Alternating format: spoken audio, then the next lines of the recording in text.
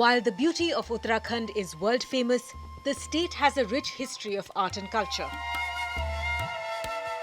And one woman has taken it upon herself to keep the decades-old tradition of folk art alive in her own unique way.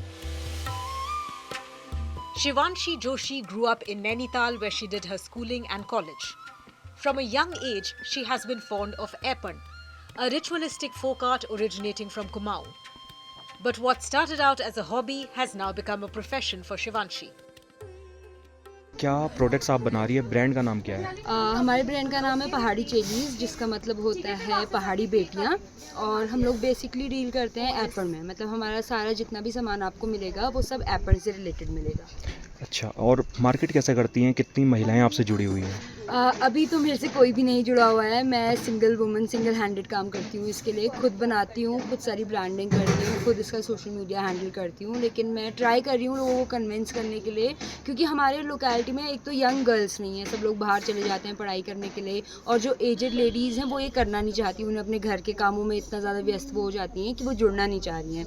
But मैं try कर रही हूँ कि धीरे धीरे करके लोग हमसे जुड़ें।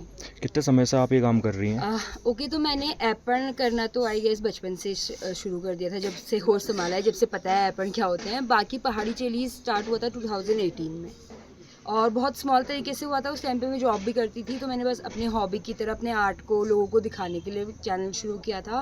फिर आफ्टर लॉकडाउन मैंने इसे अपना प्रॉपर 24 आवर्स वाला बिजनेस बना लिया। बहुत जगह आप एग्जीबिशंस भी लगाती हैं, इसके बारे में थोड़ा बताइए। हाँ, मतलब कोशिश तो करती हूँ जितनी जगहों को हम कवर कर सकें। नैनीताल में हम लोगों ने करा था, और नैनीताल में ही 2 बार मैंने वर्कशॉप दी है। एक बार वहाँ के open inter school open competition में एज अ जज मुझे बुलाया गया था। और बाकी हम हमेशा वाइल्ड फ्लावर कैफ़े है गागर में, एग्जैक्ट हमारे घर के पास, वहाँ पे हमारा हर सीज़न में एग्जीबिशन लगती है, विंटर्स में, समर्स में, ऑटम में। तो अभी भी हमारी ये एग्जीबिशन ही थी, 4 डेज़ का पॉपअप था ये, दशहरे वाले वीकेंड का। ठीक है मैम, यूथ को क्या संदेश देना चाहेंगी इस? यूथ को तो मैं बस ये संदेश देना चाहूँगी कि अपने रूट्स, अगर आप बाहर भी हैं, क्योंकि हर कोई एक तरीके से काम नहीं कर सकता है, लेकिन अपने रूट्स से जुड़े रहें। अपने किसी भी प्रकार का जो आपके स्टेट से रिलेटेड चीज़ें हैं, आर्ट हो गई, क्राफ्ट हो गई, उनसे जुड़े रहें। वो आप लोग को आना चाहिए एटलीस्ट उतना कि आप अपने आप को प्रेजेंट कर सको कि हम उत्तराखंड से हैं। अगर आपको एज अ बिज़नेस नहीं करना है या किसी भी तरीके से नहीं करना है, बस आपको पता होना चाहिए कि एपन क्या होता है, और जितनी भी चीज़ें हमारे पहाड़ में होती हैं वो सब आपको पता होनी चाहिए। उत्तराखंड की लोक कला को आप मॉडर्न रूप में दिखा रही हैं, तो इसके पीछे का रीज़न बता दीजिए। इसके पीछे का रीज़न ये है कि लोग और आर्ट्स को बहुत अच्छे से जानते हैं। जैसे आप किसी से भी पूछ लो मधुबनी कहाँ की आर्ट है, क्या है, सब बता देंगे आपको। मधुबनी ये होती है, मंडला ये होती है, ठीक है। और क्या कहते हैं, लीपन आर्ट होती है जो क्ले वाली होती है, वो ये होती है, मिरर्स वाली, सबको पता है। लेकिन एपन को अभी एक नेशनली भी मैं कहूँगी जो मिलनी चाहिए आइडेंटिटी, वो नहीं मिली है। तो इसको मॉडर्न रूप से प्रेजेंट करने का यही है, क्योंकि अब यूथ को ना हर एक को ये पुरानी वाली चीज़ें पसंद नहीं है। जैसे बेसिक जो एपन होते हैं हमारे, जो हम घरों में देते हैं, तो लोग मेरे पास ऐसे कस्टमर भी आते हैं जिन्हें एपन ही चाहिए, लेकिन थोड़ा सा मॉडर्न तरीके से चाहिए। कुछ कलर कॉम्बिनेशंस चाहिए उनको, गेरू और वाइट नहीं चाहिए उनको, किसी और कलर्स में चाहिए। तो उन लोग को बताने के लिए कि हाँ एपन ये है, चाहे हम आपकी तरह उसे मॉडिफाई कर देंगे।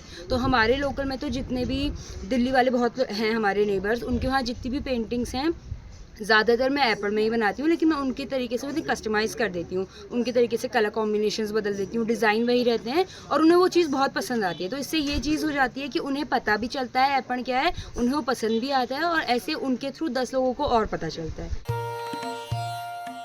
She presents the traditional Aipan in a modern manner, showcasing the ancient art in keychains, fridge magnets, coasters, lamps, canvas paintings, etc. And these items are selling like hotcakes and being bought from all ends of the country. Shivanshi left her job and launched the Pahari Cheli brand in 2018.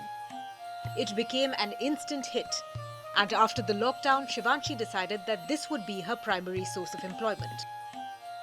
She takes orders through her Instagram page and also sells her products in different states.